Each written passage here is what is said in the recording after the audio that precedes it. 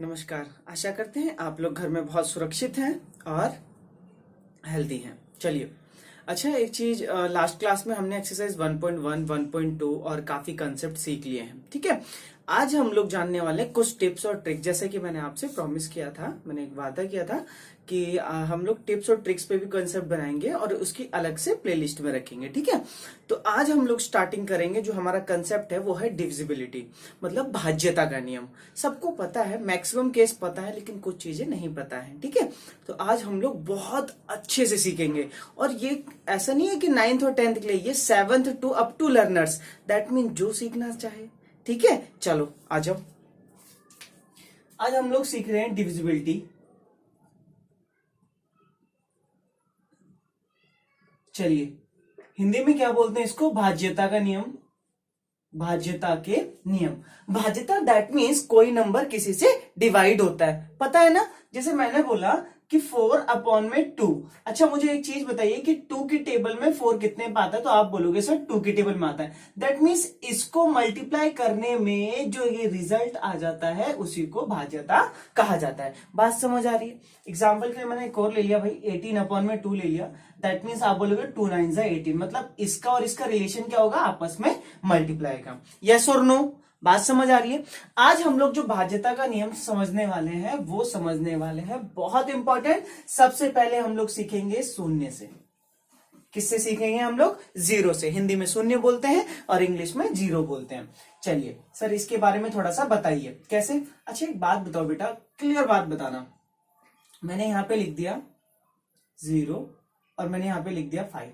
अब मुझे एक चीज बताओ बेटा कि 5 के टेबल में 0 कितने पे आता है? तो आप बोलोगे सर इसका आंसर कितने आने वाला है? 0। क्यों? क्योंकि इससे इसको मल्टीप्लाई करोगे तो रिजल्ट क्या आ जाता है? 0। तो मतलब एक चीज नोटिस करना, अब मैं 0/3 बोल लूं या 0/9 बोल लूं या 0/8 बोल लूं, तो मतलब 0 को हम किसी भी संख्या से डिवाइड कर सकते हैं। 0 को हम लोग किसी भी संख्या से डिवाइड कर सकते हैं। यस और नो? बात समझ आ रही है? बहुत अच्छा। चलो, अब सेकंड कंसेप्ट सीखना है। सर 0/0, 0/0, सर ये क्या है? इसको भी तो करना पड़ेगा। आपने नोटिस किया सर, 0 को जब 0 से डिवाइड कर रहे हैं तो आप 0 1 जा 0, 0 2 जा 0, 0 3 जा 0। दैट मीन्स मुझे नहीं पता, क्योंकि ये तो बहुत सारी रकम से वैल्यू आ जा रही है। इसी को बोलते हैं नॉट डिफाइन, जिसको परिभाषित नहीं किया जा सकता। बहुत इंपॉर्टेंट लाइन, मतलब बहुत ज्यादा इंपॉर्टेंट क्लास है आपके लिए। इतनी ज्यादा इंपॉर्टेंट है, बेसिक समझना बिल्कुल। नॉट डिफाइन, बात समझ आ रही है? जिसको परिभाषित नहीं किया जा सकता। अब मैं बात करता हूं कि सर एक चीज और बताओ भाई, 1/0, 2/0, 3/0 या एनीथिंग। अब मुझे एक बात बताओ बेटा, जब किसी भी संख्या को 0 से डिवाइड करते हैं तो वो बहुत बड़ी रकम होगी जिसको फाइंड करना पॉसिबल ही नहीं है। यस और नो? तो यहां पर आ जाता है ये इन्फिनिटी।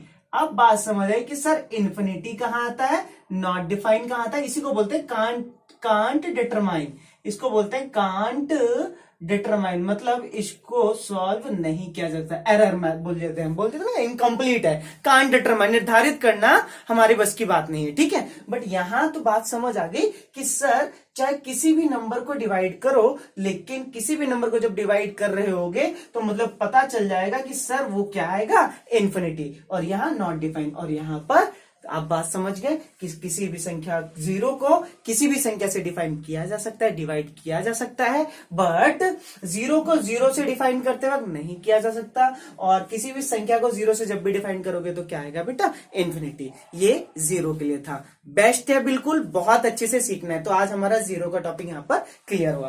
तो आप यहाँ पर लिख लेना, एक नोट डाल के लिख लेना, एक नोट डाल के लिख लेना बेटा।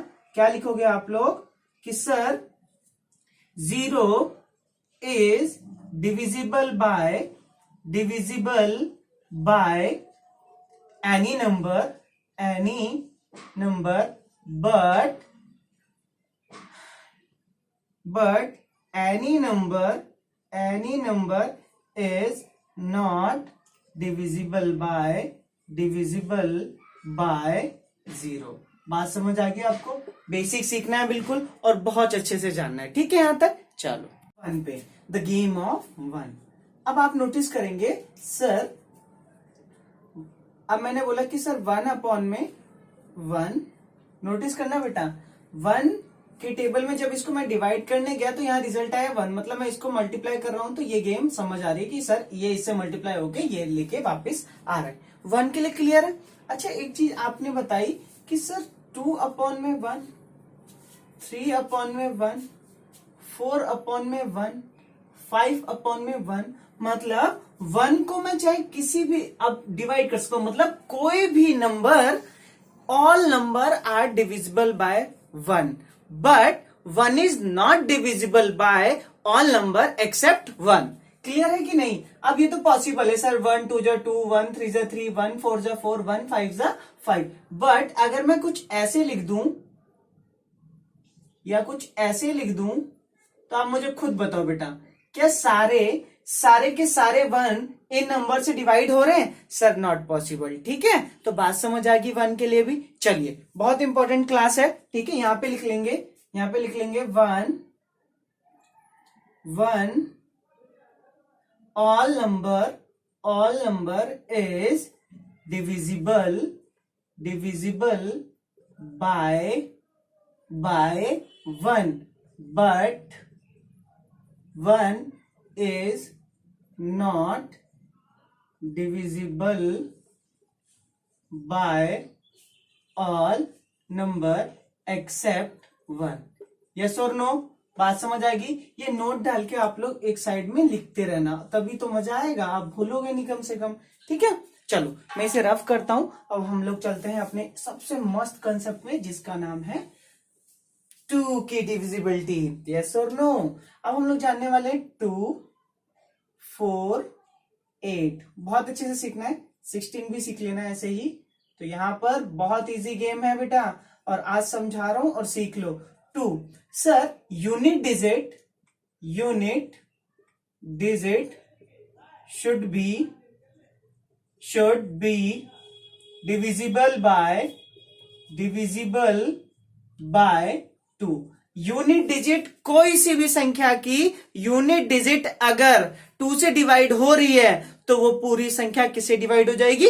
2 से। याद रखना 0 भी इसमें कैलकुलेट होता है, ठीक है? चलो 4 sir last 2 digit should be divisible by 4। बेटा आपको मैंने पहले ही समझाया था, डिजिट समझाई थी ना, लास्ट की 2 डिजिट। जैसे मैंने एग्जांपल दिया 4 का एग्जांपल दे देता हूं। 4 7 2 8 9 8। अब यहाँ पे मैंने 3 6 लिया, इतनी बड़ी संख्या भी कंफ्यूज हो जाओगे वरना। अच्छा बेटा ये चेक करते हैं कि ये संख्या 4 से डिवाइड होगी कि नहीं। तो आप बताओ सर, मैंने क्या बोला, लास्ट से डिजिट चेक कर लो, लास्ट की 2 डिजिट। अच्छा 36 सर 4 के टेबल में आ जाता है, 4 9 जा 36 होता है, मतलब ये पूरी डिजिट किससे डिवाइड हो जाएगी? 4 से। यही तो सीखना है बेटा, बात समझ आ रही कि नहीं? चलो अब हम लोग चलते हैं 8। Last 3 digit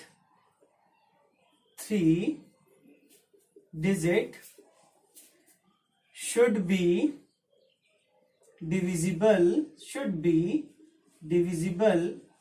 by 8। बेटा लास्ट की 3 डिजिट मतलब आप खुद समझना, 8 1 2 6 5 1 2। आप ना अब क्वेश्चन आता है कि क्या ये पूरी की पूरी संख्या 8 से डिवाइड होती है? तो आप क्या चेक करोगे? लास्ट की 3 डिजिट वैल्यू, लास्ट की 3 डिजिट चेक करो और इसको सॉल्व कर दो। बहुत इजी है कि नहीं है बेटा? देखो 8 6 जा 48, 3 आ गया, 8 4 जा 32। यस, ये पूरी डिविजिबल हो जाएगी किससे? 8 से। ऐसे ही 16 के लिए है, लास्ट 4 डिजिट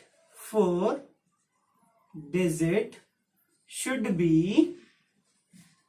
be divisible, बहुत अच्छे से सीखना बेटा, divisible by 16। ठीक है? चलो यहां तक बात समझ गए हम लोग। ये बहुत ज्यादा इंपॉर्टेंट क्लास रहेगी आपके लिए, ध्यान रखना। अब हम लोग जानने वाले हैं इंपॉर्टेंट टॉपिक 3 को लेके। Very good. और बोलो बेटा, और 9 को लेके, वेरी गुड, 6 को लेके, अच्छा यहाँ पे हम लोग 6 लिख लेते हैं, और यहाँ पर अच्छा सॉरी यहाँ 3 ले लेते हैं, ऐसा करते हैं, यहाँ 3, 5 और 6 को लेके, फिर यहाँ पर जानने वाले हम लोग 9 को लेके, ठीक है बेटा, 3 की मैंने तो पहले ही सिखाया था, मेरी वीडियो में मैंने एक बार जिक्र भी किया था, यस और नो। चलो मैंने बोला सर चेक करते हैं, 5, 2, 7 और उसके बाद 1, क्या ये नंबर 3 से डिवाइड है? तो हमने चेक किया, 7, 1, 8, 8, 2, 10, 10 और 5, 15, इनका जो सम टोटल आया बेटा, इन डिजिट्स का जो सम टोटल आया 5 + 2 + 7 + 1 = 15। तो 15 किसके 3 का मल्टीपल है कि नहीं बेटा? अगर वो 3 का मल्टीपल है तो पूरी की पूरी डिजिट किससे डिवाइड हो जाएगी? 3 से। 3 का क्या होता है? सम ऑफ डिजिट्स, नोट डाल के लिख लेंगे, यहां पर नोट डाल के लिख लेना, कैसे? Sum of all digit, sum of all digit is multiple of 3। संख्या होगी वो पूरी की पूरी डिवाइड हो जाएगी। बात समझ आ रही कि नहीं? चलो 5 के में आ जाओ बेटा, 5 के में आ जाओ। तो 5 के में आप बोलोगे सर ये तो बहुत इजी है, यूनिट डिजिट शुड बी 5 और 0। याद रखना बेटा, अगर यूनिट डिजिट 5 होगी और 0 होगी तो पूरी की पूरी संख्या किससे डिवाइड होगी बेटा? 5 से डिवाइड होगी। बस यूनिक है। चलो अब आ जाते हैं हम लोग अपने इंपॉर्टेंट कंसेप्ट पे, जिसका नाम है 6 को कर लेते हैं। अच्छा एक 6 का टेबल देखो, 6 1 जा 6, 6 2 जा 12, 6 3 जा 18, 6 4 जा 24, 6 5 जा 30, ऐसे डॉट डॉट डॉट। एक चीज आपने नोटिस करी सर, 6 फैक्टर तोड़ो इसके, 2 और 3, 6 2 और उसके बाद 6, फिर यहां पे देखा तो 2 और 3।